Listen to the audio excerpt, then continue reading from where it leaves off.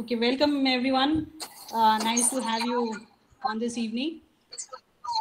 Today we will be talking about Isho Upanishad. This is a very, very special Upanishad because it is actually part of a Ved, that is Yajurved. So, being part of a Ved, it is much more intricate and beautiful. It has, it is very short. It just has 17 verses in the Veda and 18 in the Upanishad. However, there is much content there. So let's get started. Before I start with the Isho Upanishad, I would like to tell you a little bit about the Upanishad, especially for those who may not be very conversant. So the Upanishads are at the heart of our ancient Indian philosophy and spirituality. I'm choosing my words carefully here. It is ancient Indian because, in modern times, we have a plethora of gods, etc. And the way to moksha has become Narayan. So this is completely different, and it is you will get a flavor of it today. So the Upanishads are very beautiful because they ask the deepest questions which mankind has. Who am I? Where am I? From where have I come? Where am I going? All these are seemingly very simple questions, but we all know that the answers are very deep, and uh, every now and then there will be some person who is lucky enough to think about these questions. Otherwise, all of us are so embroiled in our worldly duties that we don't even think about it. But because they answer these questions and the answers are so sublime, the Upanishads are the favorites of all spiritual speakers, not only in India, but also abroad. Actually, when I speak of Indian spirituality, probably the first thing which comes into any of your minds, you can correct me if I'm wrong, is the Bhagavad Gita. But the Bhagavad Gita itself is actually supposed to be, by some scholars, a commentary on Kathopanishad.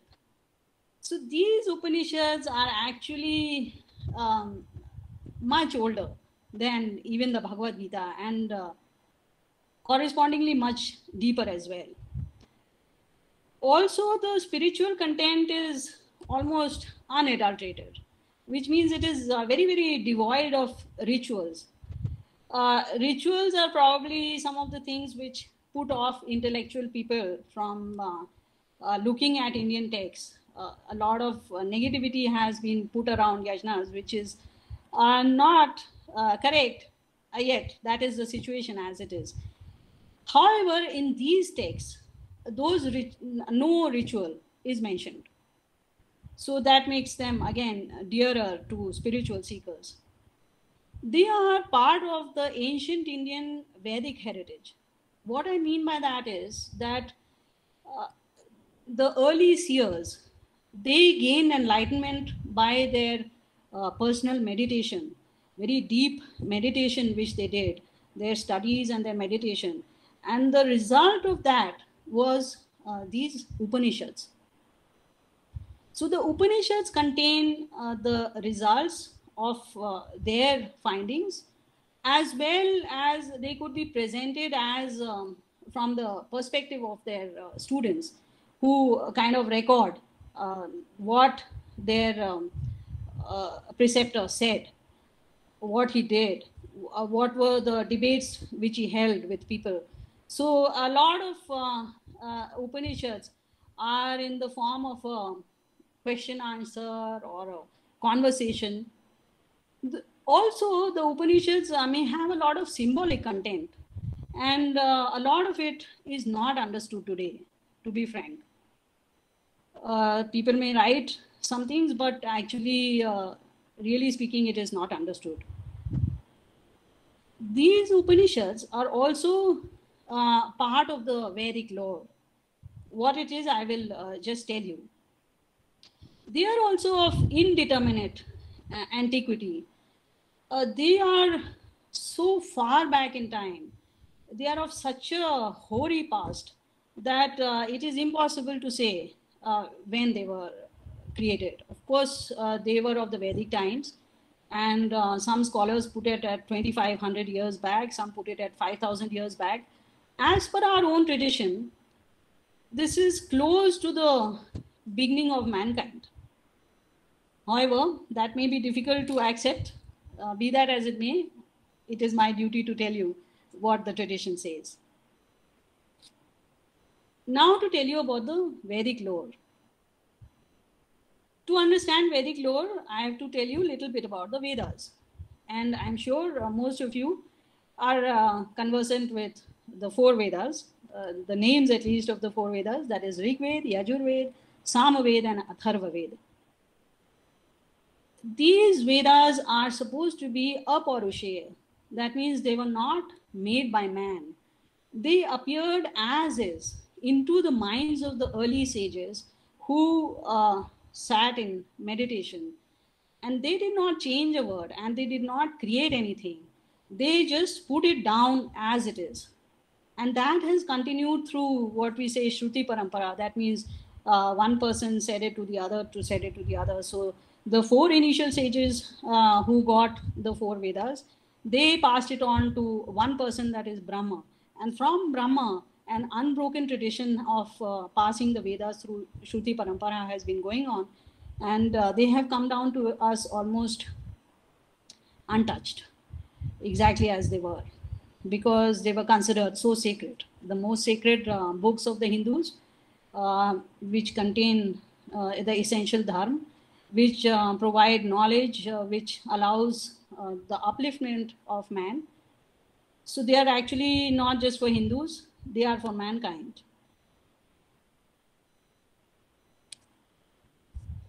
This Vedic lore now consists of the Vedic Samhitas, that is the originals, which is the revealed scripture. Below that, we have commentaries called Brahmanas and Aranyakas.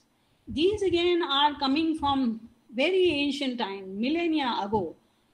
Brahmanas in particular seem to contain descriptions of yajnas like Darsh Purnamasa and Agnishtom, etc. However, actually, they have a deeper meaning, and they are trying to tell us what the Vedas are saying.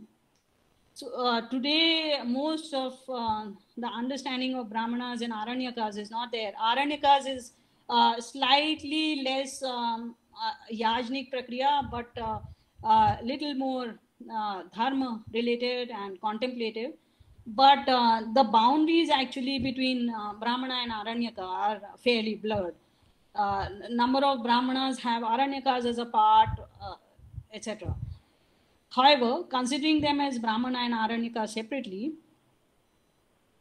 they are helpful in making us understand the Vedas.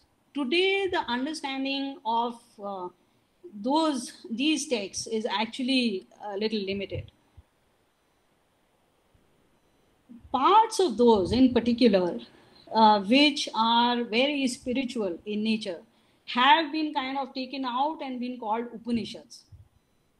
So in fact, I just told you that Isha Upanishad is part of a Veda. Similarly, a number of parts of Brahmanas and Aranyakas have been taken out and converted into and been called Upanishads, because the spiritual content is very high. Some of them are independent Upanishads as well. However, each Brahmana, Aranyaka, and Upanishad is linked to some Veda.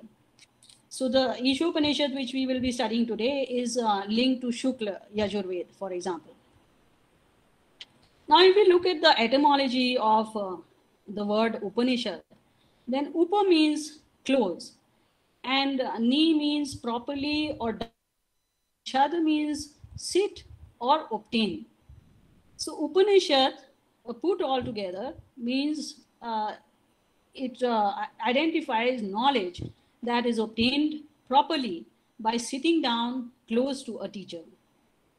So you may be aware that our tradition lays a great stress on learning face to face from the teacher. Learning is not just by text, but when a teacher explains something to you, the facial expression, the gestures, actually everything helps in your understanding of the subject. That is why this face-to-face interaction was considered very important. Today, of course, we have very few gurus who can really take us there. However, these Google Meets and Zooms are also helping us meet our gurus online. Upanishads were also called Rahasya or mystery because they talked about mysterious things. So overall, you are in for a very tumultuous journey here, which some of the concepts which you have held very close to you might be shaken up. So welcome to Isha Upanishad. Again, I need to tell you that there are around 200 Upanishads which exist in the Upanishad universe, out of which 10 of them are considered principal, the most important. And these are put down in a mnemonic verse, which is a favorite device used by Sanskritists to remember words and things. So these are put down in this verse, Isha Kenam Katha Prashna, Munda Mandukya Tittiri, Etereyam cha Chandogyam, Brihadaranyakam Tatha. So Isha, which we are going to look at today, Kena, Katha, Prashna, Munda, Mundaka. Munda stands for Mundak, Mandukya, Tittiri stands for Tetariya, Etereya, Chandogya, and Brihadaranyaka. These last two, Chandogya and Brihadaranyaka, are rather huge. Others are fairly short. Shvetashvatar is another very beautiful Upanishad, which we can consider as the 11th. Now to tell you about Isha Upanishad. See, in a very short time, I can only tell you very little, but I will make my best endeavor for details. Please do read my book, Spokeless Fire, and you will get even more information over there. So Isha Upanishad is considered the first among Upanishads. As you read, Isha Kena Katha Prashna. So Isha is considered the first, and one of the main reasons for that is that it is a part of a Veda. Veda being such a sacrosanct thing, this is obviously deriving all its qualities from there. So it has to stand at the head of the Upanishads. It is the 40th and last chapter of Shukla Yajurveda, which is supposed to be the original Yajurveda. We have actually a little variation here and there in what is called Shakha Granthas. That means schools came up, different schools came up in different parts of India, and they created slight variations here and there in the original, and those were known as Shakha Granthas. So there is a Krishna recension of Yajurveda called Krishna Yajurveda, but that is seen as a recension and that is not the original. Shukla Yajurveda is the original Yajurveda. So since this is the 40th and the last chapter of Yajurveda, it is also called Vedanta, the end of the Veda. Also, the first verse starts with Isha Vasyam. So therefore, this word has come Isha. Isha is coming from Isha. The Upanishad is also called Isha Vasya Upanishad or Isha Vasya Upanishad from the first two words, Isha Vasyam.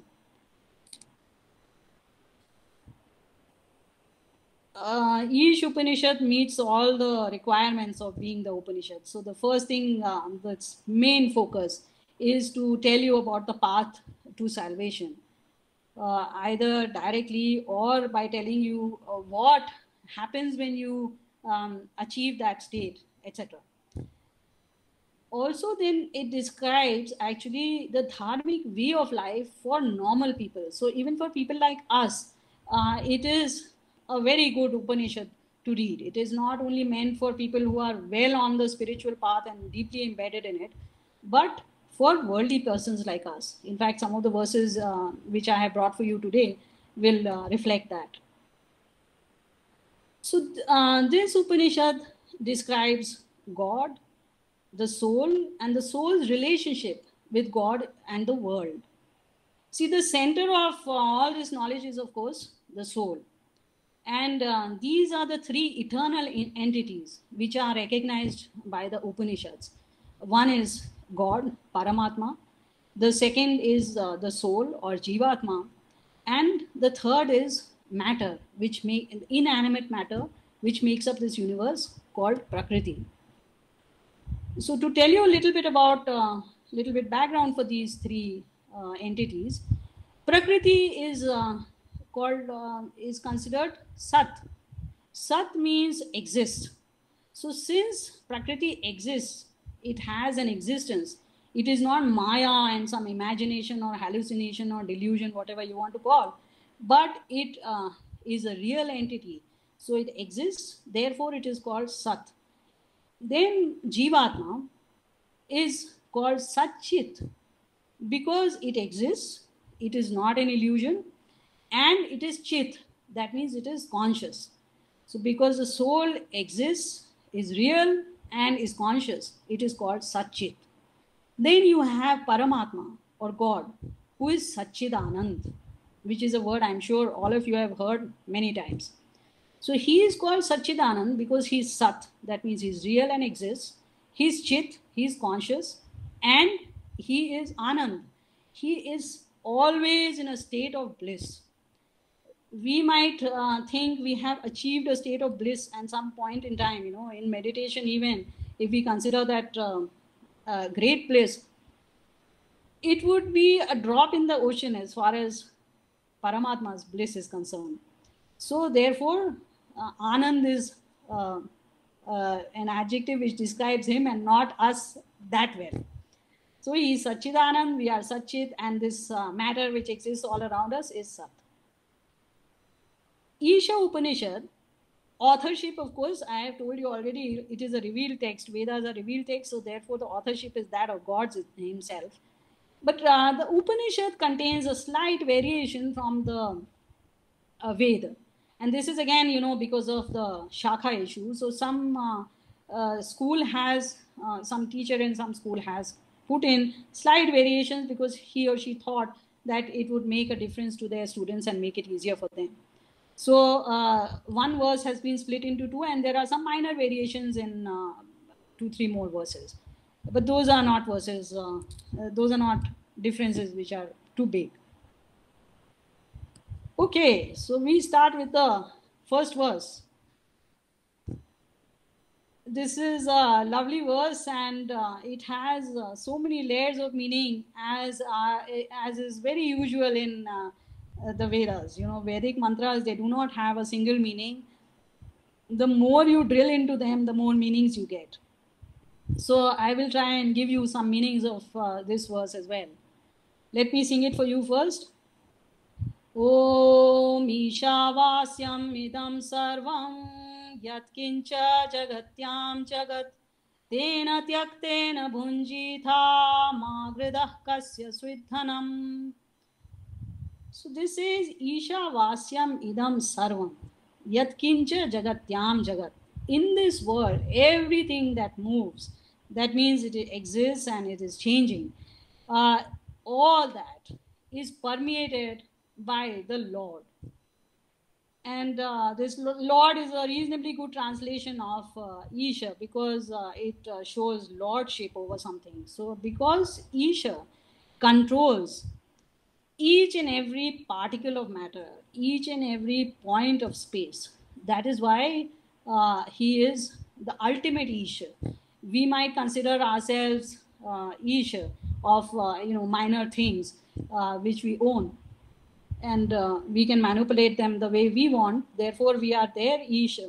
But he controls everything. So whatever we own, it is we should remember that actually he is sitting inside those as well.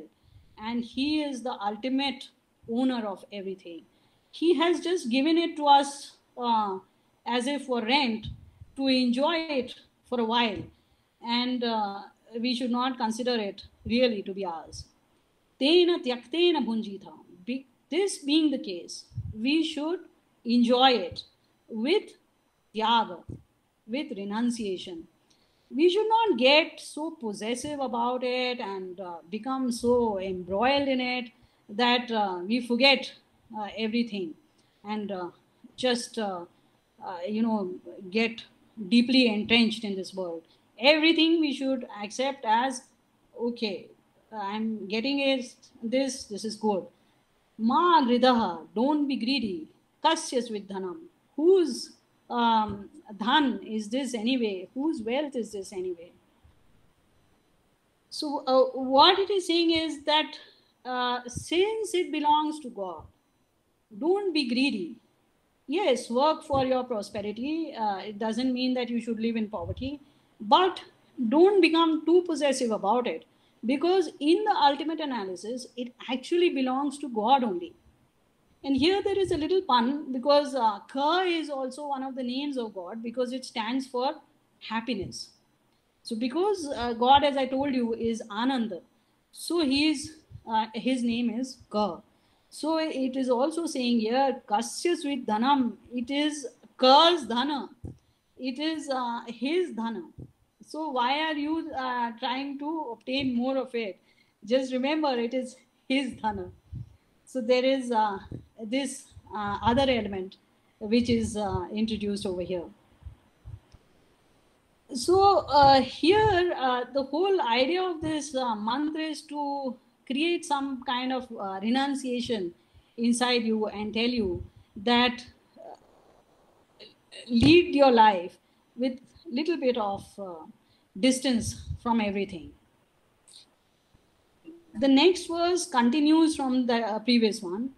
It says, Kurvanne veha karmani jijivishe chatam samah evam tvai namyathe tosti na karma lipyate nare. The doing work, you should desire to live for 100 years. This is the minimum lifespan which God wants us to live for, not the highest lifespan, but the minimum lifespan.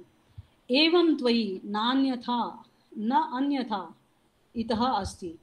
Other than this, there is no other way but this way alone, by which your karma will not stick to you. Here, your is not said, but nara is said. Nara is a human being. So this is um, a teaching for humans. Animals do not understand that language. They do not have enough intelligence to be able to change their path. They work mostly by intuition. So they don't have the capacity to change their lives. So this has been, this is a preaching which God is giving to humans. And this nara is actually a very important word here, because it is derived from the root word nr, which means to lead. So nara means being that leads. So human beings lead. That means that they are able to control their lives. They lead a life which they can modify. They can modify other people's lives. They can modify the life of the world, the way the world is functioning. So that is why they are called nara. So now here this verse is telling us that if you follow this path of not being greedy and enjoying things with renunciation, remembering that they belong to God, and you continue to do your work with the intention of living for 100 years, then this karma which you are doing will not stick to you. Stick to you means that the phala which comes out of that karma will not impact you. What that implies is that the good or bad which follows out of the karma will not come to you. See, good is something which all of us want, but obviously bad is something which we don't want. But good and bad are two sides of the same coin. So you have to eliminate both of them if you really have to eliminate the bad. That can only happen if you do deeds in a nishkama way, without desire. So you will of course recollect the verse in Gita, karmane karmane eva adhikaraste. So that of course is the filtering of this same preaching.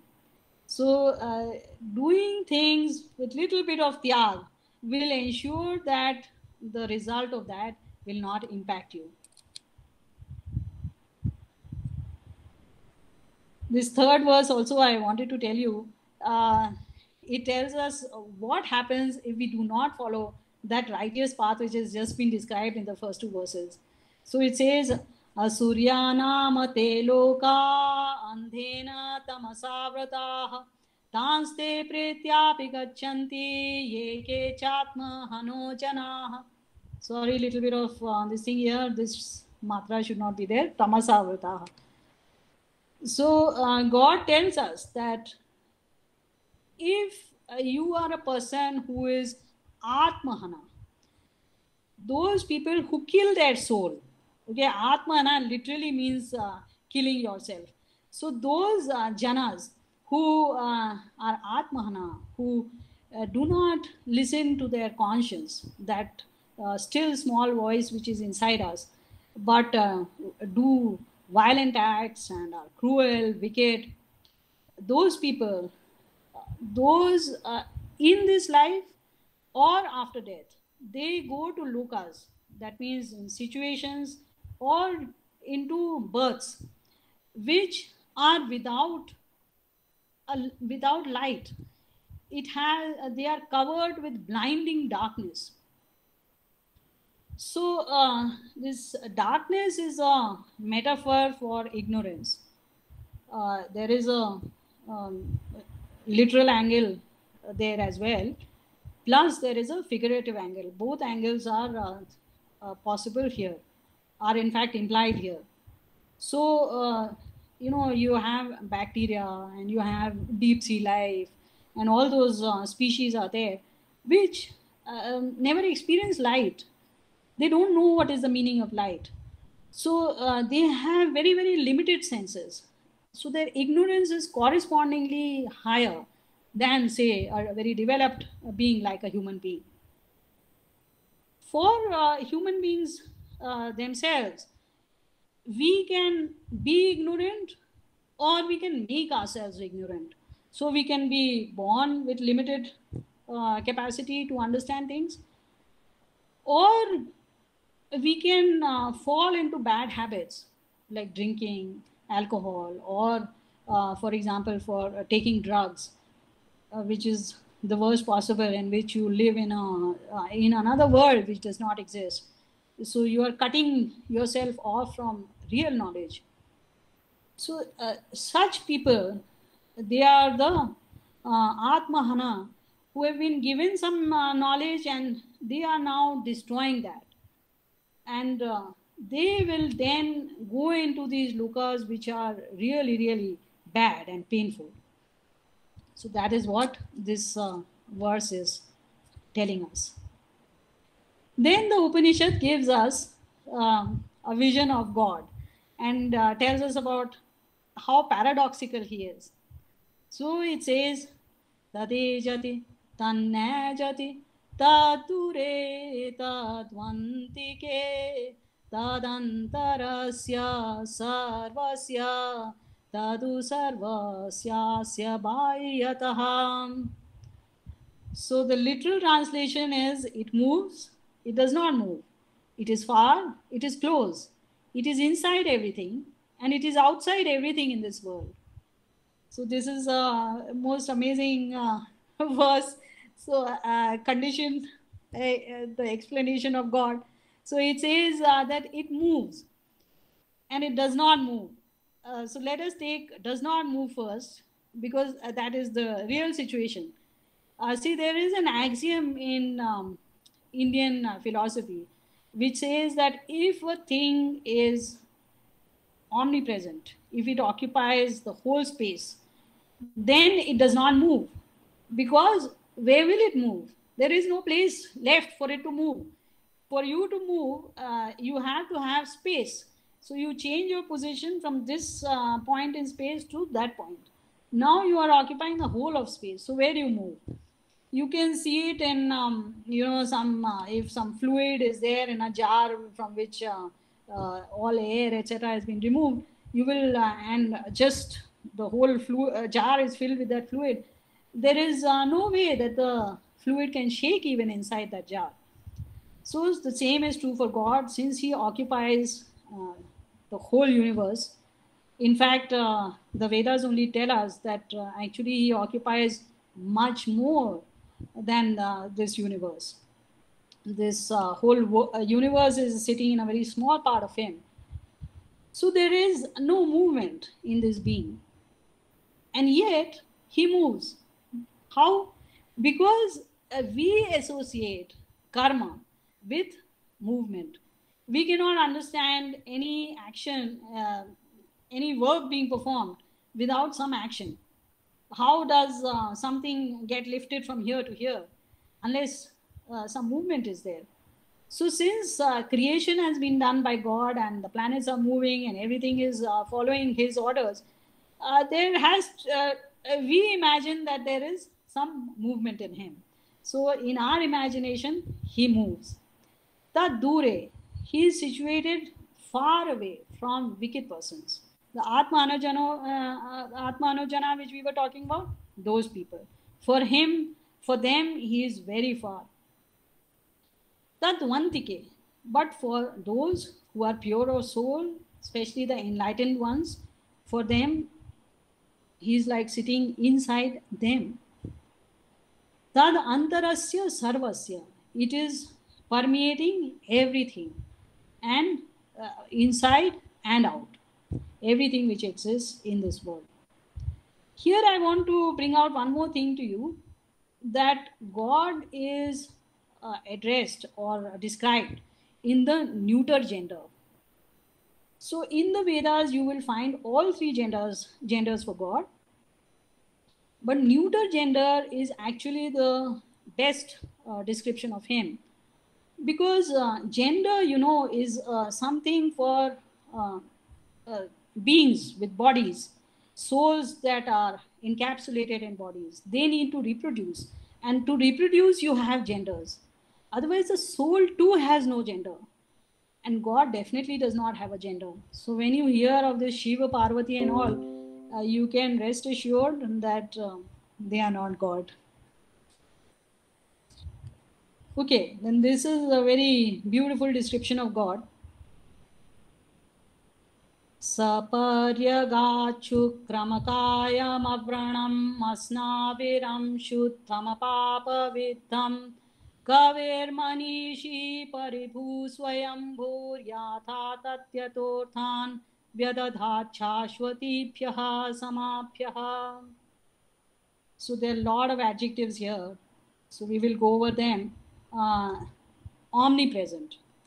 We have discussed that. Then quick because he decides to do it and it is done.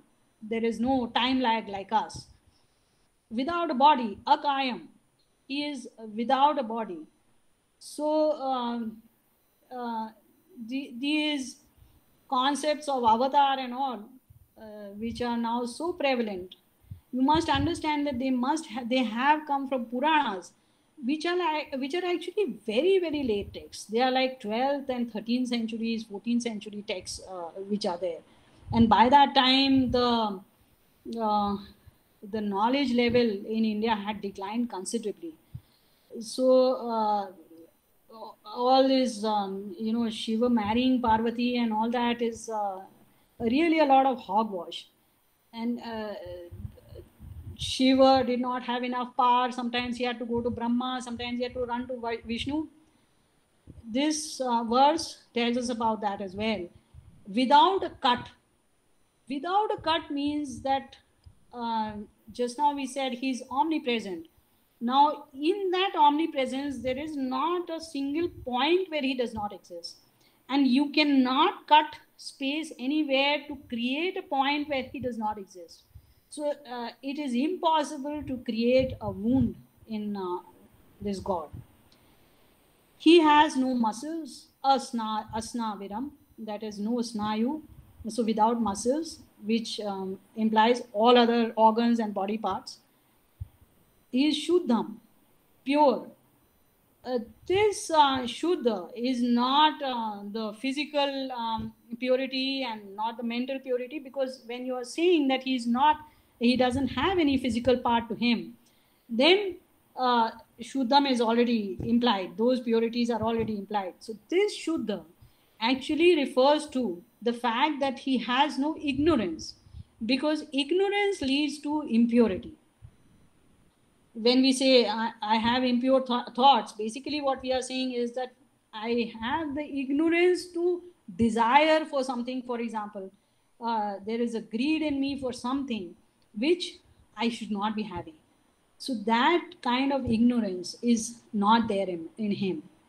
Apapa vidham. He is not adulterated by papa. For those who know Hindi, this is बिंधा हुआ, पाप से बिंधे हुए नहीं है वो, कहीं पे भी उनको is not poked by pap anywhere. That means there's not a minuscule, not an iota of pap in him. Kavihi. So Kavi implies omniscience. So he knows everything much more than anybody else. The next word Manishi tells us under normal circumstances, Manishi would mean that we are a great thinker. In his case, he knows the mana of other people. Yes? Maybe somebody needs to mute their mics, please. Okay, so that is Manishi. Then Paribhu. He subjugates evildoers. Swayambhu, he is unsupported. He does not need the support of anybody. So this is what I was telling you, that Shiva does not have enough power to do certain things. Then he goes running to Brahma and says, please do this for me. Then Vishnu goes to Brahma and says, please do this for me. I am not able to do it. So all this is not true for God, because he is very, very capable himself and he needs nobody's help to do his work. Then Yatha Tatya Tortham, for his eternal prajas, for his these beings which are created in this universe, he presents them with bhogas, with material objects to enjoy, according to their karma, yatha tatya, according to the karma which they did in their previous lives, he presents them with the bhogas. This is the law of karma. Also, this applies for giving knowledge to human beings. This Arthan also means that God has presented humans in particular with the Vedas, which they can use to get a jump start in their lives. This is a concept which is difficult to understand. I will not dwell at this point.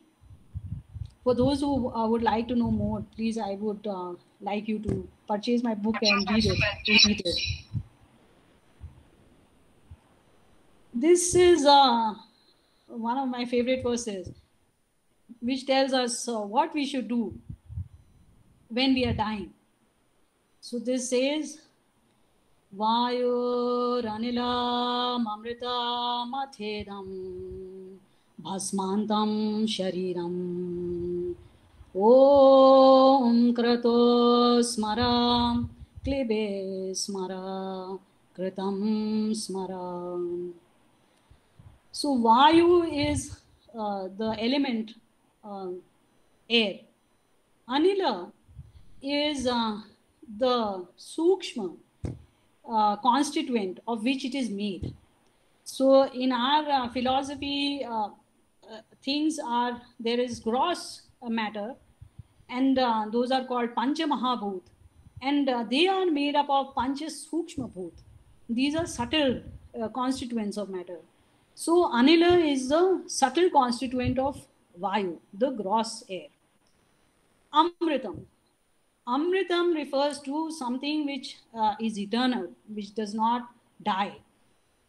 And here it refers to Prakriti. I told you about primordial matter being eternal, the initial form of matter, which does not, which is also what everything goes into finally. So that is also making up this, we have transformed it. It's like making ornaments out of gold. So gold continues to be there. So Vayu, Anila, Mamrita. And by that same token, all 5 elements are to be understood here. All these make up this Bhasmantam Shariram, this Sharir which ends in ashes. So at the time of death, hey Krato, hey you being who has done these various deeds, and this is in particular, of course, human beings who have been Nara and led a life which they determined to a large extent what they wanted to do with their lives. Om Smara, remember the God Om. Klibe Smara, for your own support, for strength at this time when you are feeling so feeble and so weak. Remember him for strength. Kritam Smara, whatever you have done in your life, go over your life and recollect what are the good things you did, what are the bad things you did. That is also something which we should recollect at the time of death. So I hope you enjoyed this verse along with me. I would like to end with a prayer, which is so beautiful that I feel you should add it in your daily sandhya. Agnena supataraye asman vishwani deva vayunani vidvan yuyotyasmat chuhuranameno bhuishtante nama uktim vidhema. So it says, oh Agni, the enlightener. So Agni is not fire as everybody, or at least the people who don't know too much about the Vedas, they always say Vedas are about nature worship. So this is one myth around the Vedas. But Agni is a name of God, and it says, oh God, you are the enlightener, therefore I call you Agni. Just like the material fire creates luminescence, so also you create knowledge in my mind, therefore I call you Agni. So, oh Agni, please take me on the right path for wealth, the righteous path for the attainment of material, intellectual, and spiritual wealth. So, Vedas again are such a wholesome teaching. They don't say things like, you have to be completely chaste and you cannot enjoy things in this world and everybody must be a sannyasi. No, that is not the preaching. It is well understood that out of the 100 people who may exist, there will be half a person who would be actually capable of becoming a sannyasi, who has the soul which can become a sannyasi. So all other are worldly people, and it's all right to wish for good things, work for some material wealth. But intellectual wealth is even more important. So material wealth is in its place, but intellectual is much better than that. And the good thing about intellectual wealth is that actually it brings us closer to God. So if you see some of the scientists like Einstein and so on, you will find that actually you can feel in their words a very close connection with God. You please, next time you're reading some of the quotes from Einstein, you look upon it at it from this angle, and you will find that you can see a glimpse of his being close to God. So then there is this intellectual wealth, and then of course there is a spiritual wealth. We spend all our lives running after material things, and the chicken soup for the soul is forgotten about. So we should not forget that. So then it says, hey Deva, Vishwani Vayunani Vidwan. You know everything about me. Vayunani is actually a generic term, which means you have all the knowledge, you're omniscient. But here in particular, actually, it is referring to those things which I am. What I am, what I have done, you are the closest to me, you are sitting inside my soul, you know all my thoughts, you know my speech, you know my action. Uh, you please put me on the right path. I'm making so many mistakes. Please take me away from those and put me here. Yuyo the asmat, juhuranam, remove from us. Juhuranam, our kutilata, our crookedness, and enaha, that is papa. So crookedness is actually when what you say is not what you mean, uh, and what you do is not what you are thinking. So there is a difference between your speech and your words and your action. That is really the basic meaning of crookedness. And evil, of course, wickedness, we know. So please remove this crookedness from me. Please remove all my sins. And for that, I uh, repeat your eulogies repeatedly and many times. Ma'am, what did you explain crookedness as? Sorry to interrupt you. Yes.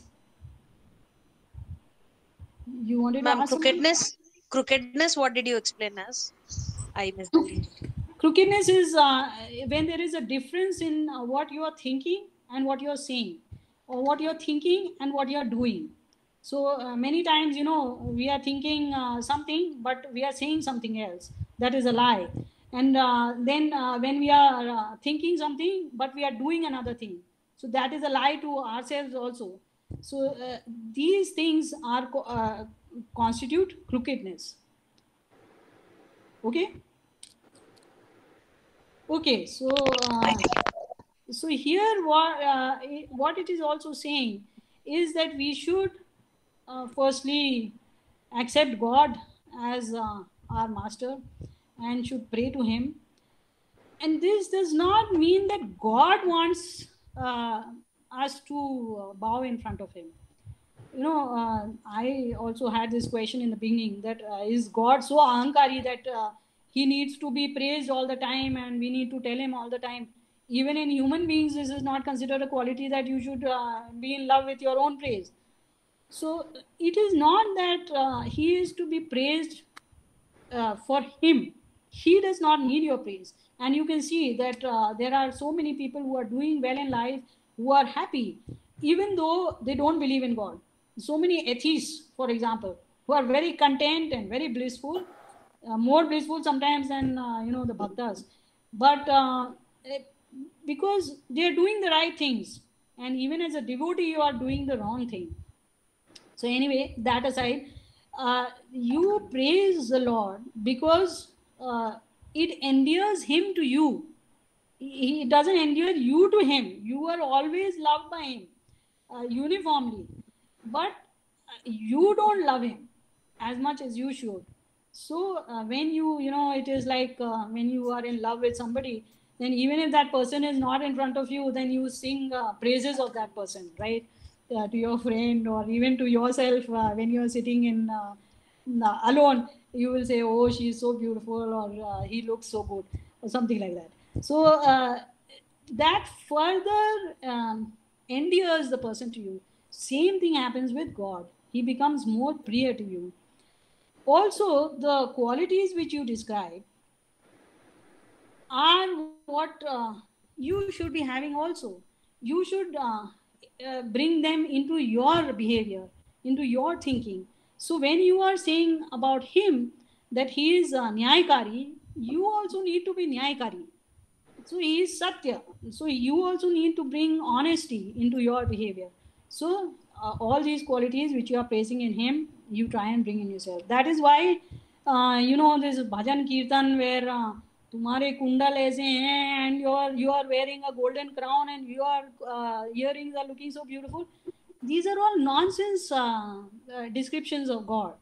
They don't generate anything in you but a love for those ornaments, which is horrible.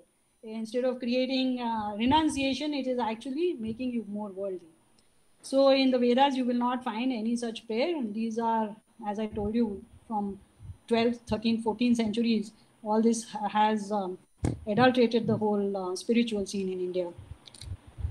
With this, I would like to end my presentation. I would like to let you know that my site is indianvedas.net. You will find a lot of material over there. YouTube channel is Indian Vedas. You will find a lot of videos there. Then these are the 3 books which I have written. Smokeless Fire contains Isha Upanishad. So if you would like to know more about it, please go to Amazon, Flipkart, or Kindle, etc., and you will find them there. Dhanyavad.